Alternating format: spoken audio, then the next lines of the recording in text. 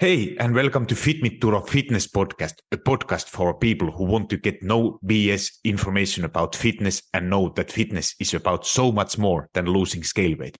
It's about feeling confident in your skin and empowered in your life. I'm your host, Turo Virta, personal trainer, strength and nutrition coach, and most of all, a husband of my beautiful wife, Miriam.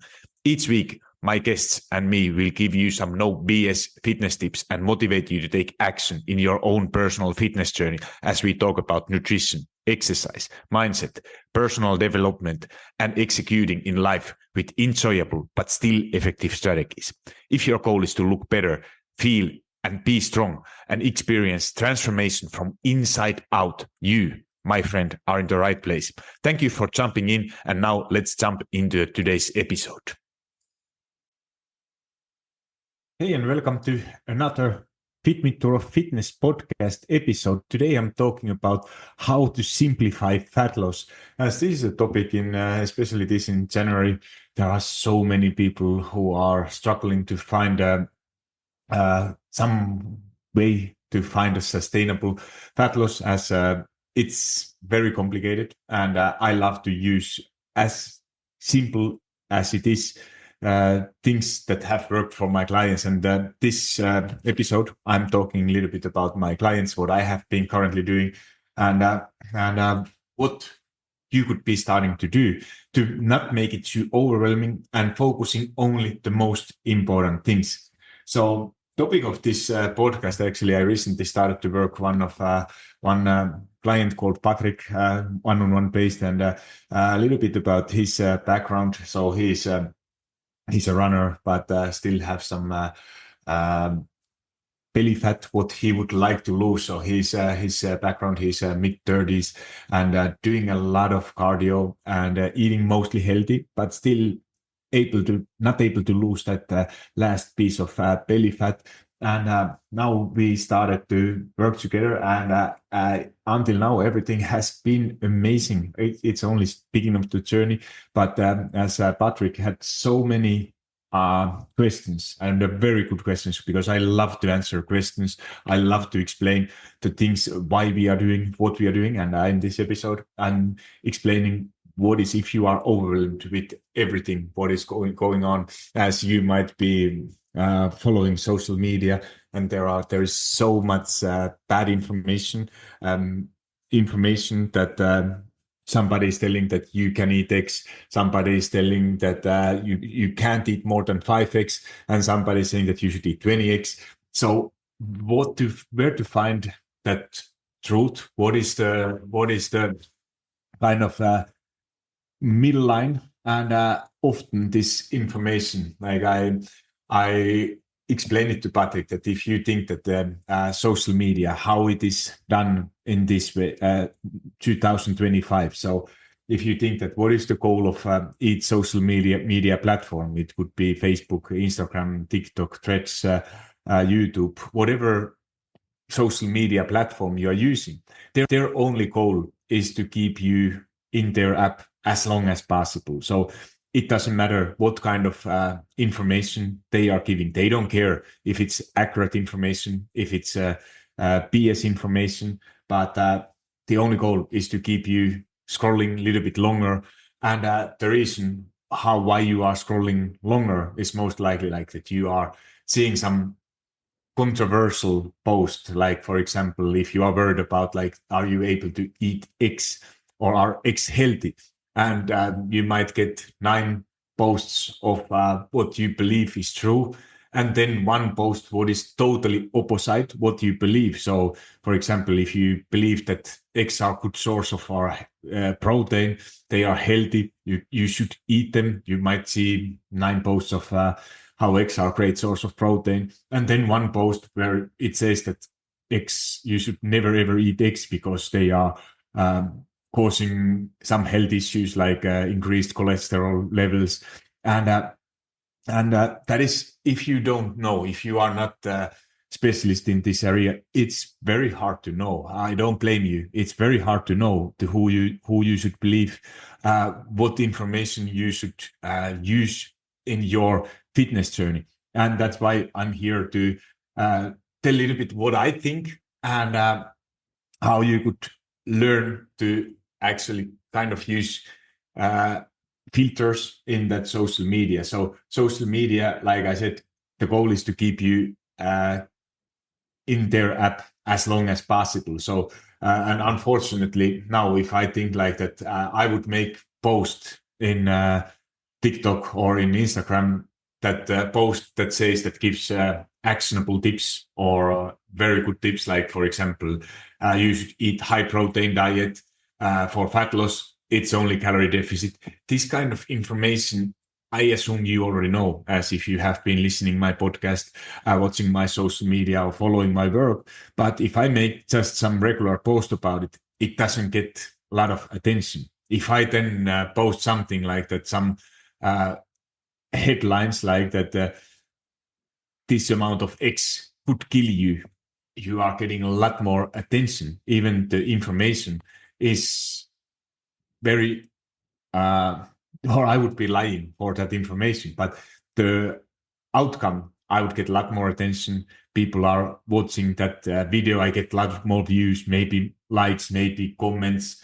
Even they wouldn't be probably a lot of positive comments, as people are. I believe they are very educated in 2025. But the reason is that you get so much attention, and it's still, even you put bad information out there, it's working a lot better than you use actually you put good information. And that's why I I don't care. I'm at that point in my business, in my coaching career, that I don't need that attention anymore. My goal is to help you, to give you uh, as good information as possible, and something what you can take action immediately. So and I'm okay with that I don't get that much attention. Even obviously it's my goal to build my business, build my following, get more coaching clients who I'm able to work even better way in either in my programs or one-on-one based, so whatever. But of course I would be lying, but it's not that success. It's always you come with the price, and my goal is not to make as much money as possible. It's to help as many people as possible with an accurate information, and that is that I have been when I started 2018, I think, posting in social media. That has been my goal always, and I'm not going to change it. So Patrick was very, very worried about what is accurate information, what you should actually be doing, and because as he was already eating relatively healthy, working out, it's not that those changes, what you need to do, that they are big.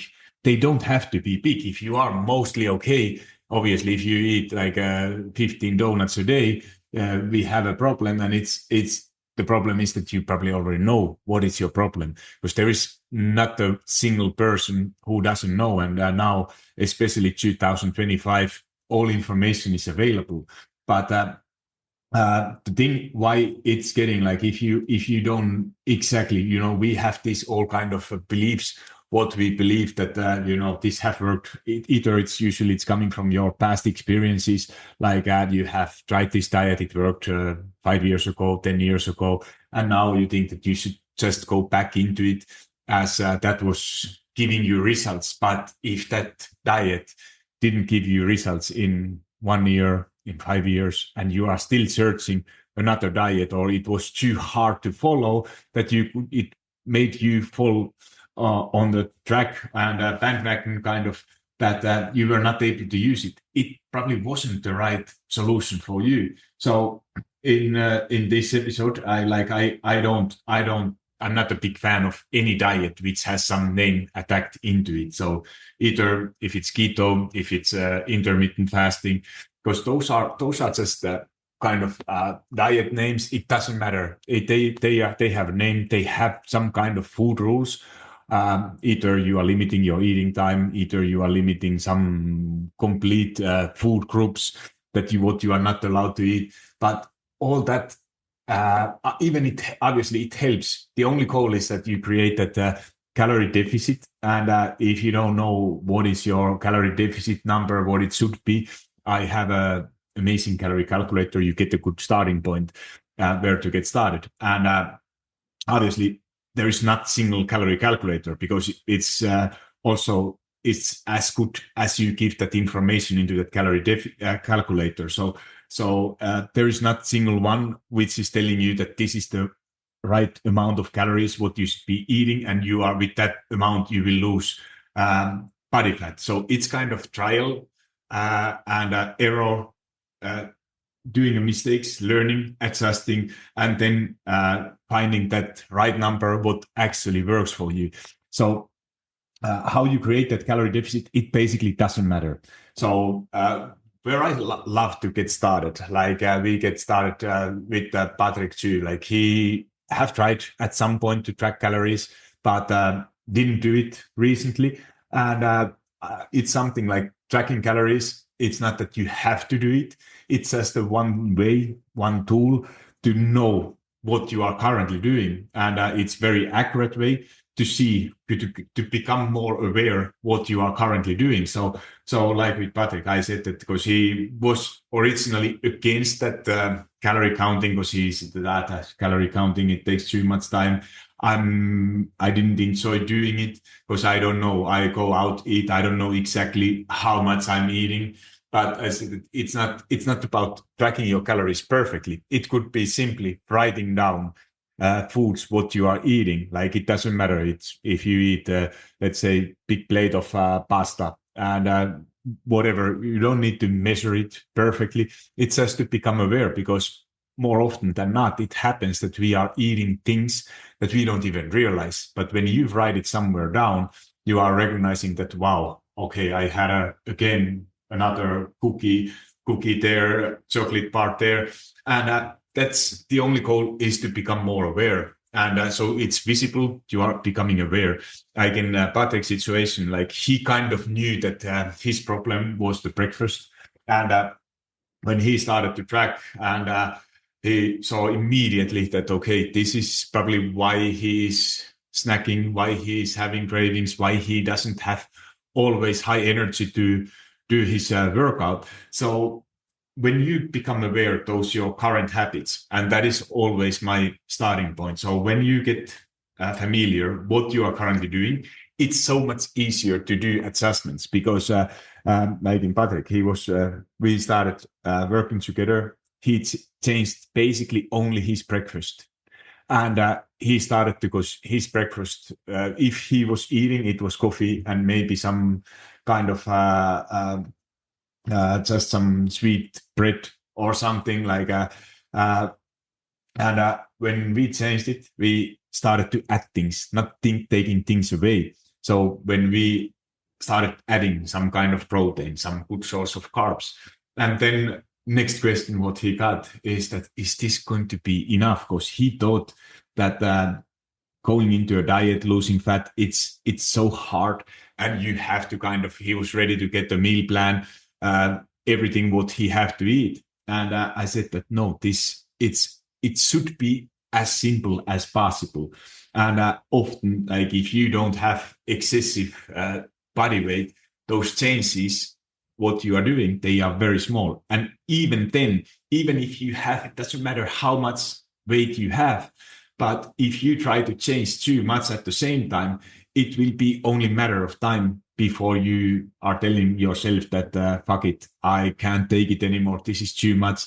And that's the point when you start to go step by step back to your old habits, and nothing is going to change. You are going to gain, even you might see some success in the beginning. You will gain all lost weight back.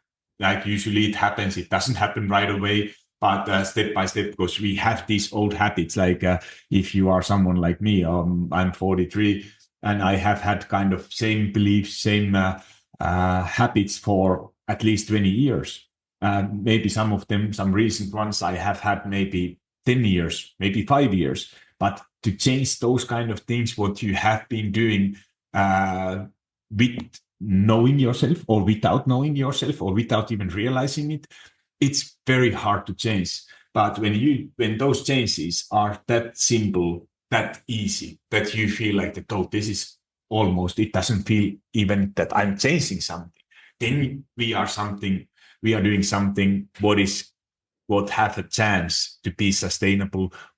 What, if that thing what you are changing is giving you results, those results are to stay, and they are not that you don't need to go every single January searching some new diet. So what we changed is just focusing on to becoming aware of total calories. So calories were pretty much okay. There was like a couple shifts what we could reduce, like 100, 200 calories. But the only second thing that is always number one. So total amount of calories. So if you are looking what you are currently eating, you know that your habits, how many calories, how much, if you are drinking some soda, if you are eating some chips late at night, snacking something, and becoming aware how much you are actually snacking, how much you are actually eating, because that is often something what is really surprising, that we tend to all, like myself too, if I'm not tracking, which I'm not currently doing, but we are always underestimating how many calories, because you think that it's only a couple of those, and it wasn't that much. We are very good at talking, at least I am, to talk myself out of it if I enjoy doing something. But when you become aware and then you are like that, wow, what is this? This is actually a lot more than I thought. Then it's becoming so much easier to reduce those. So total amount of calories. Then second thing is focusing on proteins. So protein, it's why it's so important. Like for example, for Patrick, his protein goal is around 100 grams, 120 grams of protein. He doesn't have that much body weight. So it's 1.5 to 2 grams or 2.2 per kilo body weight. And if you don't know how much, because he was thinking that he's eating some protein, he's eating some egg every once in a while, having some kind of sources of protein, but becoming aware how much you are actually eating and how much you should be eating. And often that number, if you don't know, you think that you are eating some protein, and it's huge difference eating some protein or actually hitting your protein goal. So why the protein is helping them. So especially if you are in a trying to lose body fat, there are a couple of reasons. Number one is that it keeps you satiated. It's most satiating macronutrient. So more protein you are able to eat, less hungry you will be. So you don't have cravings. It reduces your sweet cravings. So if you are someone who is like always in afternoon telling yourself that now I need something, it's the reason most likely is that either you are missing protein or you are missing fiber. So those are two most common reasons. Obviously, then there is sleep is a huge one as well. But those two things are the most important. And the simplest way is trying to add protein. So then there is another thing for what is called the thermic effect of food. So in protein, that is the highest. And it means that the thermic effect of food means that how much your body is actually using, because protein it uses a lot of energy to keep your body temperature, like that your blood is floating, keeping your temperature high, that your organs are working. So in protein, that amount is around 25%. And if you compare it for fats or carbs, in fats it's 0 to 3%, and carbs it's 5 to 10. So there's a huge difference. So imagine that you are able to, even you are eating, let's use a simple number, 2000 calories. And earlier you were eating 50 grams of protein. So every gram of protein has 4 calories. So simple math, 50 grams of protein is around 5 times 4, 360 calories. So now from 360 calories, you are burning 25%. So let's say that it's 400 calories. So it's make it simpler. So 400 calories, you are eating, you are burning 100 calories for your digestion. And if you add something, let's say that you are able to double it. So you are eating 800 calories you are burning without doing anything. You are burning 200 calories. So it's 100 calories within the same amount of calories you are taking in. You are burning 100 calories more per day. So that might be, actually, it might sound that it doesn't make that big difference, but do that for a couple of months and see how big difference. 100 calories for 10 weeks, that's 7,000 calories. So that's 1 kilo of fat. So it makes such a big difference if you think it. Like, obviously, this is now a little bit extreme example, but you get the point that even within the same calories plus more protein you are able to eat, most likely you are going to eat something else less because that is keeping you fuller for longer.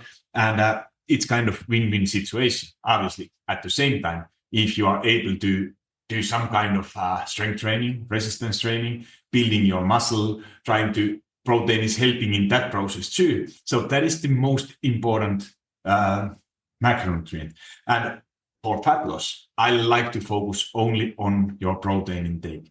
Because if you hit number one, your calories, number two, your protein, everything else is going to be automatically okay. And basically, it's based on your personal preferences, amount of carbs, amount of fats, how much you are eating. So don't make it too complicated. Focus only on those two things: hitting your calorie goal, hitting or getting close to your protein goal. And I'm sure you are starting to see some progress.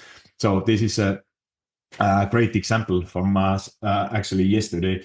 One of my clients, Evelyn, wrote me as we worked together, or she was in my group courses, and we talked earlier. She was asking about some tips for nutrition, and I told her exactly the same thing I talked with you now here, and said that, look what you are doing, look how much protein you are eating. And now she wrote me that now she have lost 5 kilos, gained muscle at the same time, and all by focusing on eating high protein diet, as she didn't have too much weight to lose earlier, and doing 3 times a week some kind of resistance training and a 20-minute cardio session. That's all what she did. All what she changed is started to look those products, what she was eating, finding some alternatives. For example, I wrote to my membership coaching group this week, like last week, I found amazing protein pasta, which, because I have been trying them like in the past, like several of them, but honestly, I didn't enjoy the taste. But this one, it was from Lidl, called gnocchi, I think. Can't remember now exact name, but it was 368 calories per 100 grams, 32 grams of protein. So I love to eat a lot. So if let's say that I have 200 grams of that pasta, I have 64 grams of protein with around 700 calories. So that is, and I can add it. Then I can add just some. Here in Italy, we love to eat. I love to eat some pesto, tomato sauce, or something which obviously they taste. I enjoy eating them, but the problem is that if you eat with the normal pasta, you get close to zero protein. So finding these kind of ways, what you enjoy doing, what you are able to adjust, so without changing anything. Other example, what I used for myself, earlier I was eating regular yogurt, and now I swapped it for Greek one or skyr, which regular yogurt has around 3 grams of protein, and Greek yogurt has 10 grams of protein. So I more than tripled my protein intake without actually changing what I'm eating. It tastes maybe a little bit different. It's still yogurt. If it's Greek one, if it's a skyr, if it's a taste is obviously a bit different, but not that much. It doesn't make that big difference for me. So I enjoyed changing those. And if this kind of changes you are able to make, if it's one, if it's two, over time, it makes such a big difference. So those are the simplest things. What I would say, that if you focus, become number one, becoming aware of what you are currently doing, then if you are able to do it, like like I would say that so many of my clients who have never tracked their calories and they are like, no, or they have tried it once, it was too hard, too complicated. They never did it. They didn't know actually how many calories they should be eating. And now when they started, they're like, holy shit, this thing is actually working, because now I'm already thinking that, oh, when I know what I have had, I plan a little bit better. And that makes such a big difference. Other thing is then focusing on your protein. So, or knowing your total calories, knowing how much protein you are taking, and then just trying to stay consistent, not perfect, but consistent as possible within those numbers. And that makes, I would say, 90% of the difference. Then number two is finding some kind of exercise routine. So exercise, I'm a big believer, big fan of strength training. Even I'm kind of ashamed to commit that I don't enjoy doing it. I really, if I would say that I even hate it at this point. It's January here and it's very cold. The place where I strength train is my basement. There is no heating. It's cold. I try to talk myself out of it. And honestly, lately it has been 2 times a week, just simply starting to work out, because I have learned from my mistakes in the past. And at this point, I would already stop it. And I said that there is no point of doing like 2 times a week, 15-minute sessions. But I have learned that if I start finding those excuses next week, I'm going to find even more excuses. So at this point, I'm just starting my workout, doing maybe 3-4 exercises, 2-3 sets each exercise at the most. And then it's kind of done. And that 2 times per week. And that is because I know that sooner or a little bit later, time is getting, my schedule should be a bit easier. And then I have more time. Maybe it's temperatures getting warmer. It's not that fucking freezing cold in my basement. So that I know that the time will come. But if I would quit now, I know that starting all over, I would just, like in the past, I would talk myself out of it. Let's do it next week. Then it's going to be next month. And then it's like that I started in April or whatever. And then, when you are 3-4 months without doing anything, then you already think, okay, now you have lost everything. So what is the point? And always kind of finding ways to talk myself out of doing it. And now, what really have worked is that staying consistent. I'm not at the moment, I'm not making progress, but on the other hand, I'm not losing it, because it's if you look like studies, how much strength training you should be doing to maintain your results, it's not a lot. It's very little. Like, you are not losing muscle mass if you get even 2 sets per muscle group in a week. And that amount is, you are able to maintain everything. And then obviously when you are able to do a bit more, it's so much easier to start adding things. So that's kind of that strength training. And it's why I'm doing it, why it's then so beneficial. So I do it just for health benefits. So like, if I have talked it in the past, but I lost my dad, it's now 2 years ago. And it was so sad to see, like, at the age of 60, he started to lose his health, how fast he lost his muscle mass, health, ability to walk, ability to move. And I said that this is something, that pain for me was so big that I said that I'm going to do everything to avoid that same thing. So that is kind of my motivation, my why I'm doing it. And that pain is still greater than pain of actually going into that cold basement and doing my strength exercises. So finding your why, that was for me, is that my dad, I have still his picture visible.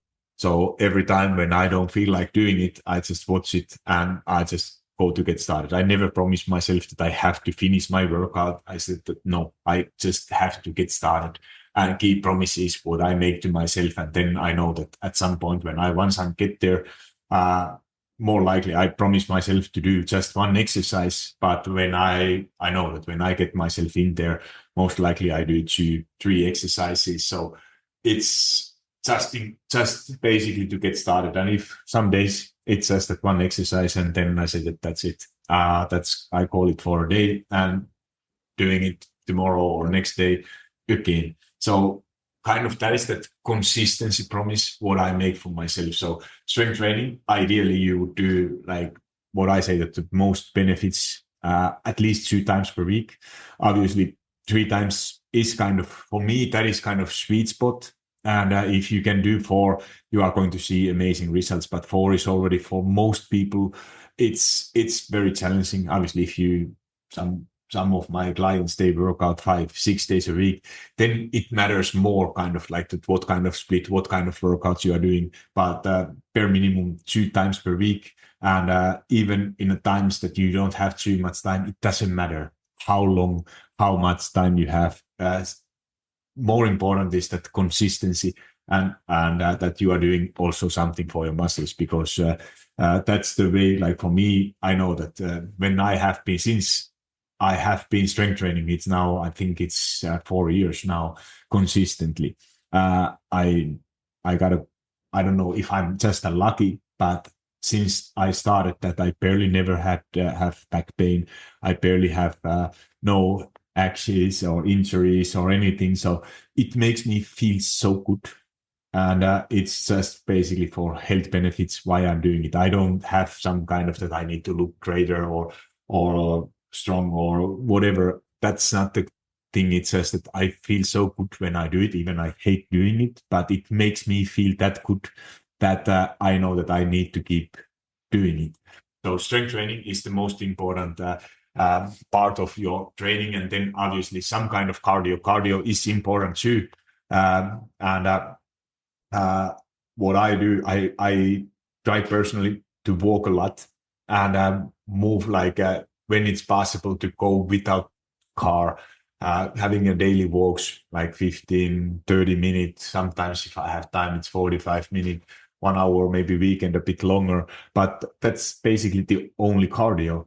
And obviously, if you talk like think like ideally what it would be some kind of interval training. But before that, it's just that doing something, staying active, as for so many people, lifestyle is so sedentary. You might get like 5,000, 6,000 steps, and that is a very little. It's kind of lowest hanging fruit if you are able to just add daily movement somehow into your life. You could have, I know some of my friends have a walking pad. They are walking while they are writing emails, or just finding ways how to actually increase that amount of steps. And then kind of that comes for next point. What is then for the training part, that because so many people ask that what is more important, if you should I do cardio, should I do strength training, because if I have only this amount of time, and there is no question, like no right answer. One of my good friend Jordan Sayed made a great post. I think that's so great to being able to stick. Like if you are watching Netflix, you know you have 2 series like what you would like to watch. Ultimately, you're probably gonna watch both of them, but it doesn't matter if you watch like if it's let's say that you are going to work out 3 times a week. If you are doing 2 sessions of cardio, one strength training, or opposite 2 strength training, or one cardio, or if you are going to do like let's say 3 months of strength training, 2 months of cardio, and focusing basically just one thing at a time, or doing both at the same time, depending what you prefer. But don't make it just too complicated. It's like with Netflix, you choose that you have 2 series, what you want to watch. You can alternate between the episodes, or if you want, you watch the first other thing first, and then you go the other. And so this way you are kind of doing both, but don't make it just too complicated. So both are important. But ideally, what I have seen for me, strength training, doing that consistently, consistently enough and doing some form of cardio, like walking. If that is all your cardio, what you're doing, at least for me, it has been more than enough to maintain also good cardiovascular health. And those are kind of things for what are the actionable things. Then what is for most people is missing is that kind of accountability part.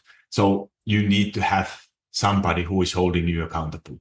And that is often what is the missing point, because we have, or when you are within a group, or you have somebody who is holding you accountable, like just reminding those things, like uh, asking questions like what you are going to eat tomorrow for your protein sources, or how was your workout, and you know that there is that kind of that expectation that you are going to do it, and often even just that small reminder that, oh, okay, I got a plan. I haven't planned for days ahead what I'm going to eat for protein sources. If somebody's asking it, of course you might not do it every single time, but more often you do, obviously results are going to be better. So it's just those basically, and that is what is the kind of secret of coaching. It's not that coach is telling you some secret source of doing something. It's just basically reminding you things, to do things what you already know, and making you to do them consistently. So there is not that you get some secret meal plan what is going to solve everything what you have never heard before. No, it's good coach for me is someone who is making you to do things what you already know that you should be doing. And that is kind of what is, or if you have like we have in my membership coaching, we have or it's called balanced lifestyle blueprint. There we have in Facebook group where we are sharing struggles, sharing wins, and when you see that you are not alone, you might get some good ideas, tips for planning meals, and then think this could work for me too. And then kind of consistently thinking about these things, it makes that success rate so much higher. And from this coming point, I don't like to promote a lot, but now I'm starting January 27th. It's going to be 8-week challenge. It's a one-on-one coaching challenge. So the difference is that I'm not able to take probably all people. So those spots are going to be really soon full. And the difference, I have done these challenges in the past, but they have been kind of in a group based. This one is one-on-one. So I'm going to work myself with all those people who I get in. So you get the personalized program. Everything is going to be personalized based on your schedule, how much time you are willing to spend for your workouts. And this is not the time that there is some that you have to work 3 times a week. I have clients who are starting 2 times a week, 10 minutes, because they haven't been, and they know after we have talked that more would be too much. But how the difference is that obviously you can't expect to get amazing results, but that is not the point in the first month. The point is to get you started with some new habit. And if that is the simplest way to do it, is that you start 2 times a week in 10 minutes, then you add something for next month if you feel like. If not, we keep it the same. And this is kind of, we are adjusting all the time how much we are doing, where you are able to work out. So I individualize, we have a personal talk, what makes sense in your situation. And trust me, with my experience, I have done so many mistakes in the past. Like people usually who come to me, they are very motivated. And my job in the beginning, I was willing to do everything they wanted. But now I have learned that first month when they start, what matters more is that you promise yourself even a bit less what you think that ideally would be. And then if after first month you still feel like it, then it's time to start adding things.